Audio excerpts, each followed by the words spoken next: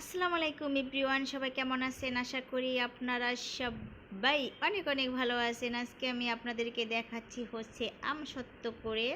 তো দেখতে পাচ্ছেন আমসত্ত্বর জন্য আমি আমগুলো কেটে নিয়েছি পিস পিস করে।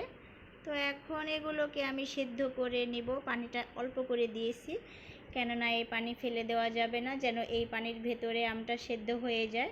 তো এরপর আমি ডাল ঘুটনির মাধ্যমে এটাকে পুরো পেস্ট করে নিব। তো এইখানে এখন আমি দিয়ে দিচ্ছি হচ্ছে চিনি পরিমাপ করে। তো চিনিটা এখনই দিয়ে দিচ্ছি, কেননা চিনি থেকে অনেকটা পানি বের হয়। তো চেলে নেওয়ার পর এই চিনি সহকারে জাল করলে অনেকটা ছিটকে ছিটকে আসে, সেজন্য আমি আগেই দিয়ে দিলাম আর পরিমাপ করে লবণ দিয়ে দিলাম। এই তো দেখতে পাচ্ছেন আমি ডাল ঘুটনি দিয়ে একদম এটাকে পেস্ট করে নিয়েছি।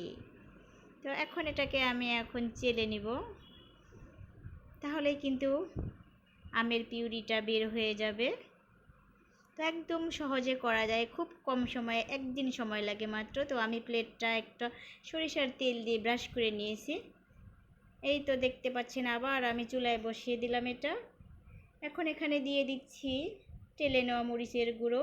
তো এটাকে একটু ঝালঝাল করে করব, সেজন্য এর আগে আমি আরেকটি ভিডিও বানিয়েছিলাম, সেটা ঝাল করিনি, শুধু মিষ্টি মিষ্টি করেছিলাম। তো দিয়ে দিলাম একটু ফ্রুট কালার, দেখতে একটু ভালো লাগবে সেজন্য দিয়ে দিলাম। তো এটা আপনারা না দিলে সমস্যা নেই, মন চাইলে দিয়েও দিতে পারেন। তো এই তো দেখতে পাচ্ছেন জাল করে নেওয়া হয়ে গিয়েছে, কতটা ঘন হয়ে গিয়েছে। তো এখন এটাকে আমি থালার ভিতরে ঢেলে নিব। তারপর এটাকে আমি চুলার নিচে রেখে শুকিয়ে ফেলবো। তো চুলার তাপটা অবশ্যই মিডিয়ামের থেকেও কম থাকবে, তাহলে আবার পুড়ে যাবে। তো এটাকে রোদ্রেও শুকানো যাবে, শুকিয়ে নিতে পারেন। তো যে কোনোভাবে শুকাতে পারেন যার যার সুবিধা অনুযায়ী। তো এই তো এখন আমি চারপাশে একটু ঘুরিয়ে ঘুরিয়ে দিচ্ছি, তো ট্যাপ করে নিব যেন চারপাশে সমান হয়ে যায়। তো এরপর দেখাচ্ছি আমি একদিন পর। তো একদিন পর এটা শুকিয়ে যাবে, পাতলা করে দিয়েছি, ঘন করে দিলে এটা শুকাতে সময় লাগে, সেজন্য আমি পাতলা করেই দিলাম। তো এইভাবে করে দেখবেন আমসত্ত্বটা খেতে খুব টেস্ট লাগে।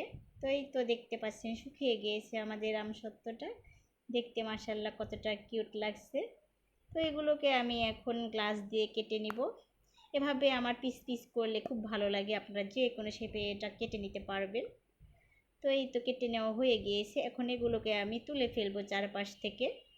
তো আমার ভিডিওটি যদি ভালো লেগে থাকে অবশ্যই আমার চ্যানেলটিকে লাইক সাবস্ক্রাইব করে দিবেন, এতে করে নতুন নতুন ভিডিও বানাতে আমি একটু উৎসাহিত হব। তো নতুন নতুন ভিডিওগুলো দিব। তো এই তো আজকের মতো ভিডিও এ পর্যন্তই। সবাই ভালো থাকবেন, সুস্থ থাকবেন। আমার চ্যানেলটিকে তো অবশ্যই লাইক সাবস্ক্রাইব করে দিবেন। আল্লাহ হাফেজ।